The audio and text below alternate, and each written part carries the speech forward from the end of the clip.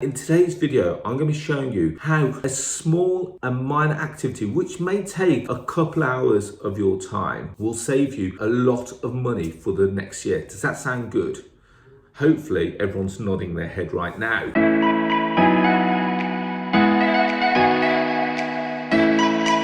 Hi guys, it's Arsh Ellahi, and in today's video we're going to be talking about something a little different than what I normally post. Today we're going to be talking about saving money, how we can save money on our properties. So whether you're a property investor, whether you're a homeowner, whether you're a person that's got any kind of bills, whether you've got a contract with broadband, Sky, whatever it may be, I'm going to be sharing some tips with you and how you can save some money and how that's going to help you moving forward. Before we do that, I just need a small favour from you. If you wouldn't mind hitting the subscribe button and the notification bell. Every time I release a video, you get notified of it. So let's move on. Lots of us will have bank accounts. We'll also perhaps have either buildings insurance, contents insurance, we'll have mortgages, we'll have broadband, we'll have, we name it, utility bills, just to name a few. And in today's video, I'm going to be showing you how a small and minor activity, which may take a couple hours of your time, will save you a lot of money for the next year. Does that sound good?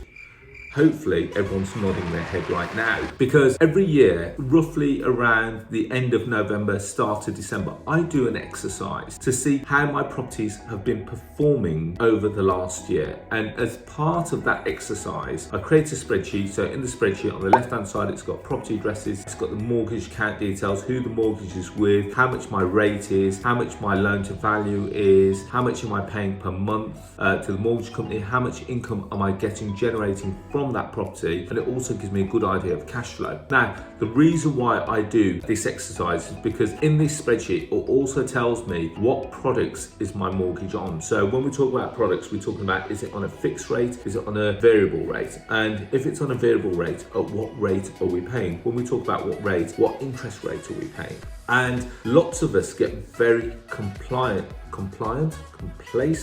when it comes to stuff like bank accounts, interest, insurance companies, etc. Now ask yourself the question, when was the last time you checked your mortgage statement? When was the last time you actually looked to see, in actual fact, how much interest am I paying? But more importantly, are there better products out there? Now, as I said at the start, this is not the sexiest of topics, but you can do this and you can save money by doing this exercise within a very short space of time. So my mortgage companies, I look at them, and if one of them has come out of a fixed product and now onto a variable rate product, and just to give you an example, if my previous mortgage rate was 3%, and now as a result of it going from a fixed rate of 3% to a variable rate of 5%, I'm now paying 2% extra than what I was previously. So what I have been doing is that I've been approaching the same mortgage company, and the reason why I approach the same mortgage company is because I then don't have to get hit with arrangement fees, revaluations, or anything like that. And I literally see what other products have they got available on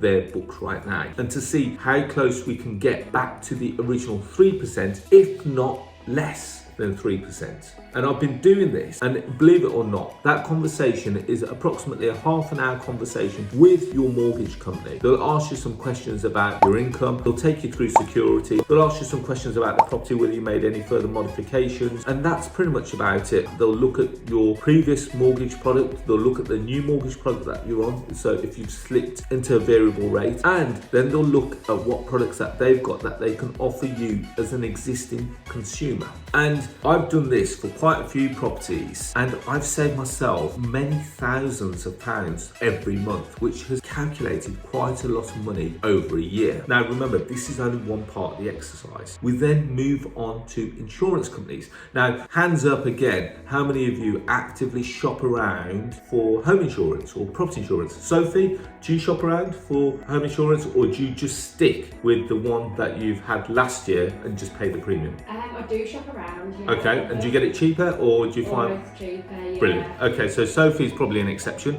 I know lots of people that don't shop around. They think, oh, I had insurance last year, it was £100 last year. This year it's gone up to £105. It's okay. But believe it or not, it's not okay. Because if you've not had any claims and you've not put anything through your insurance company, in theory, that should become lower. lower because you've got more no claims bonuses, pretty much like a car insurance. Yes, they may say that they've had added costs, etc., but that's not your responsibility. You know, you've done what you've said, you've paid for that year, you've not made any claims, so therefore you should be rewarded for it. And I've done this with car insurance, I've done this with home insurance, I've done this with building policies. And again, you'll be surprised just by shopping around. Now, I did go on places like Go Compare, etc., and they're perhaps not the best place to go because ultimately it is an algorithm. I like to shop, and so what I tend to do is, again, my spreadsheet that I talked about earlier, I create a spreadsheet. So in that spreadsheet, I've got the property address, I've got when you purchase the property, what the type of building is. So is it brick build with tiled roof, the year of construction, if you know that, and you'll get a lot of these information from your mortgage company if you don't already know it. Off the back of that, you send this spreadsheet out to as many brokers as you can. So it'll take you about half an hour getting 5, maybe 10 brokers, and you say to them, guys, here's my details, now go off and get me your best quote. So pretty much like Compare the Market, but you're doing this manually, and you'll be surprised at what brokers can come back with. And you say to them, guys, I'm sending it to 5 people. You send it out in one email, and if you do this year, you keep this spreadsheet. Next year, it's literally a case of resending the spreadsheet, perhaps just adapting some of the details, and you'll be surprised at how much you save on there. So let's just imagine that last year you paid £100 and now it's gone up to £105 or £110 per property. Now you'll be surprised at how much you can get it close back to that £100, if not less. I've done the same with Virgin Broadband. So in a lot of my HMOs, we've got Virgin Broadband. I've now gone back and seen how many, when you first join up to Virgin Broadband, they may sign you up to a 12 or 18 month term. I've done exactly the same to see when am I out of that fixed period, now going into almost like a variable period. And I've gone back, and so just to give you an example, on a standard HMO, the average broadband cost is around £30 to £32 a month. Then after that, it may shoot up to circa £50 a month, which is quite a significant jump. Now, you're probably thinking, well, why am I doing all this for £20 a month?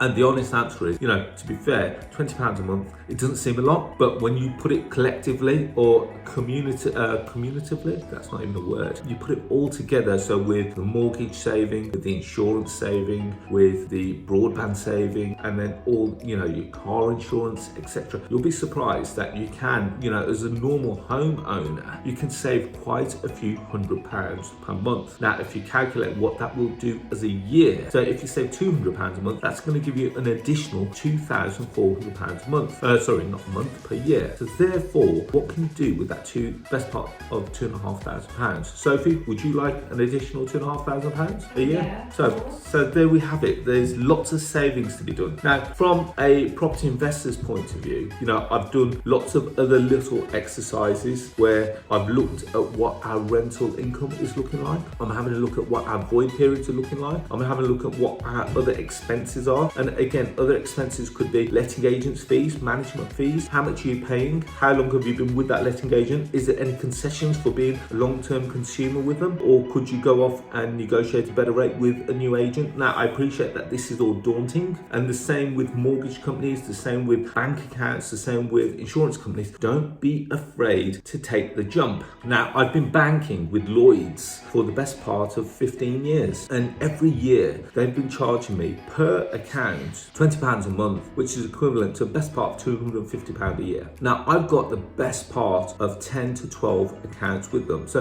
let's just work on the easy numbers. 10 accounts at £250 a year, that's £2,500 a year that I'm paying banking fees. Now, I actually went to another bank, quite a large bank, Metro, and they don't charge me anything for banking with them, providing that I keep a certain amount of money in that account, which I will definitely be able to do. So therefore, I've saved myself £2,500 in banking fees. Yes, there is a bit of change in direct debits, but believe it or not, Metro have actually got a system where they swap all that over for you. So you're not going to have to go around calling all the mortgage companies, changing direct debits. Anything that's set up as a direct debit, they will set it all up so that it goes to them directly. So you don't have to do any of that. And again, this video is to help everyone save a little bit of money on some of their outgoings. You could adapt this strategy to pretty much anything. Have a look at your credit cards. Are you currently paying APR for some lending or some money that you got on there? Do you get an interest-free period? What happens after that interest-free period? How much APR are you paying? Are there better credit cards out there? Could you get an interest-free credit card? And believe it or not, there's lots of lending out there. Don't be afraid to take the jump. Could you do a balance transfer? Will that balance transfer allow you to have a 0% for a period? Will that then take the pressure off you slightly without having to pay the interest? These are the questions that I'm asking you to ask yourself. And again, this is a spreadsheet exercise, and you've listened to the advice of such high profile guys such as Martin Lewis, etc. And you know, I think Martin Lewis does a fantastic job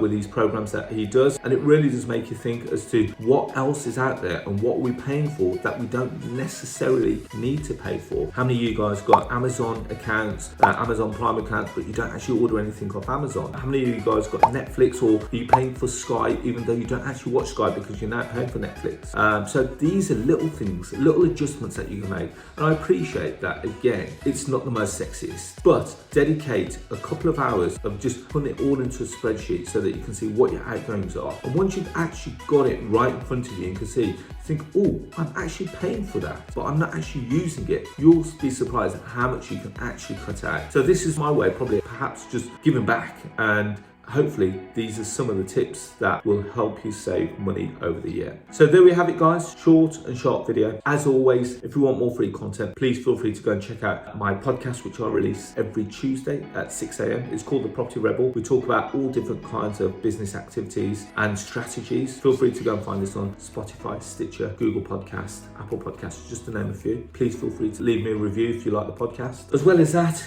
connect with me on social media. So find me on Facebook, LinkedIn, Instagram, Twitter and Clubhouse, all under the handle of Arsh Ellahi. And finally, even though we haven't really talked about property deals in this video, have you checked out the Property Investor app? So going with my ethos of saving money in this video, do you like buying properties below market value? If so, I've created a whole platform showcasing all kinds of deals, all kinds of property deals in one place, so you don't have to trawl with the likes of Rightmove, Zoopla, On The Market, etc. Because we've got one place where you can see it, and it's deal, deal, deal, deal. Go to the Property Investor app and check it out. So you can do that by two ways. You can either go to our website, which is propertyinvestorapp.co.uk, or if you've got a smartphone, go to the App Store and type in Property Investor. It'll take you 2 minutes to download and register, and you'll see approximately 200 properties as deals right in the palm of your hand. So there we have it, guys. Hopefully you've enjoyed that video. If you have, please like. If you've liked it, please subscribe. If you really liked it, share it with your friends and family. And it would be really interesting if you could comment below and tell me how much have you saved from